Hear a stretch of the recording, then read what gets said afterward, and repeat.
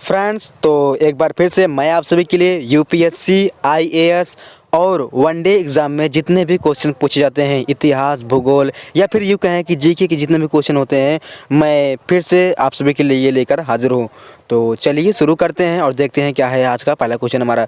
तो पहला क्वेश्चन है, संविधान की 8वीं अनुसूची के अनुसार कितनी भाषाओं को राजभाषा के रूप में संवैधानिक मान्यता प्राप्त है? तो इसका आंसर यानी उत्तर देख लेते हैं। तो इसका जवाब है 22 भाषाएं। 22 भाषाओं की मान्यता प्राप्त है। अगला क्वेश्चन, संविधान की 8वीं अनुसूची में शामिल की गई 4 नई भाषाएं कौन सी हैं? तो इसका आंसर है संथाली, मैथिली, बोडो और डोगरी। अब देखते हैं अगला क्वेश्चन, संसद से सड़क तक काव्य के रचनाकार कौन है? तो इसका उत्तर देख लेते हैं। ये हैं सुदामा पांडे धूमिल, ये इस काव्य के रचनात्मक हैं।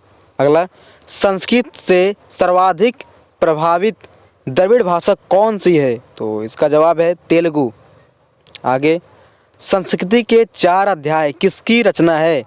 तो इसका जवाब है रामधारी सिंह दिनकर, ये इन महाशय की रचना की हुई है।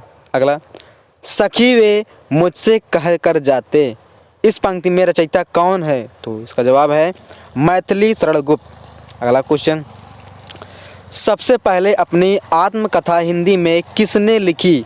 तो इसका जवाब है राजेंद्र प्रसाद। अगला, सर्वप्रथम किस आलोचक ने अपने किस ग्रंथ में देव बड़े हैं कि बिहारी बिहारवाद को जन्म दिया? तो इसका जवाब है मिश्र बंधु, ये हिंदी रत्न के थे। अगला क्वेश्चन देखते हैं, सर्वप्रथम किस विदेशी यात्री ने भारत यात्रा की? तो इसका जवाब है फयान ने। अगला, सर्वप्रथम भारत को इंडिया किसने कहा? ये बहुत ही जरूरी क्वेश्चन है, इसको आप रट लीजिए, याद कर लीजिए, दिमाग में डाल लीजिए। तो इसका जवाब है यूनानवासियों ने। अगला, सर्वप्रथम भारत का जिक्र किस अभिलेखा में मिला है? तो इसका जवाब है हाथी गुफा अभिलेख में।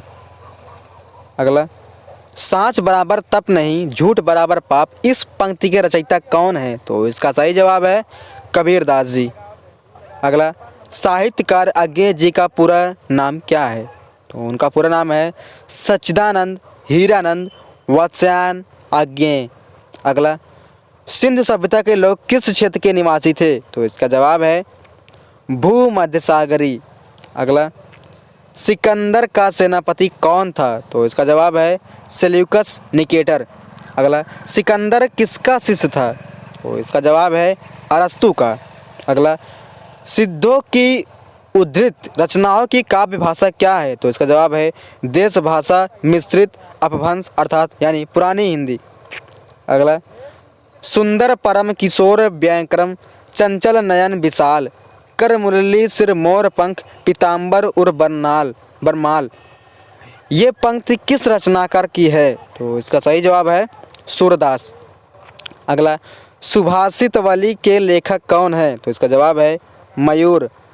अगला, सूरदर्शन झील का पुनरुद्धार किसने कराया? तो इसका जवाब है स्कंदगुप्त ने। अगला, सुहाग के नुपुर के रचयिता कौन है? तो इसका जवाब है अमृतलाल नागर।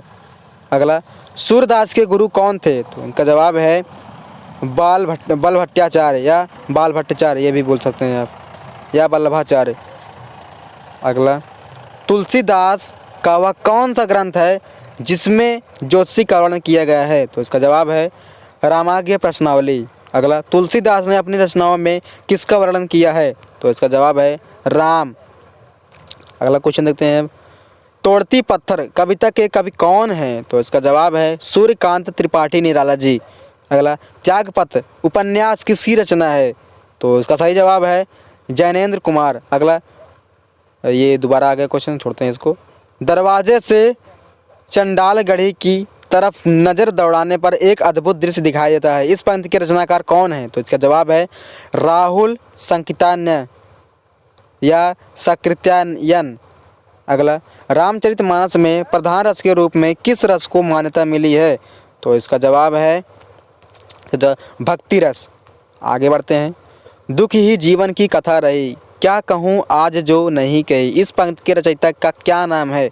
तो उसका जवाब है सूर्यकांत त्रिपाठी निराला। अगला, दुरिध दुख दैन्य न थे जब ज्ञात, अपरिचित जरा मरण भूप्रात, इस पंक्ति के रचनाकार कौन है? तो इसका जवाब देख लेते हैं, सुमित्रा नंदन पंत जी, ये इसके रचनाकार हैं। तो दोस्तों ये रहे कुछ महत्वपूर्ण क्वेश्चन जो यूपीएससी एग्जाम में, वनडे एग्जाम में, आईएएस के एग्जाम में इतिहास, भूगोल, जीके के तौर पर पूछे जाते हैं, जो हमने आपको बताया। तो उम्मीद है आपको याद हो गए होंगे। तो अगर और भी वीडियो आप चाहते हैं तो हमारे चैनल को सब्सक्राइब करें, ताकि जो भी हम कंपटीशन से रिलेटेड वीडियो अपलोड करो वो तुरंत आपके पास ज़रूर पहुँचे।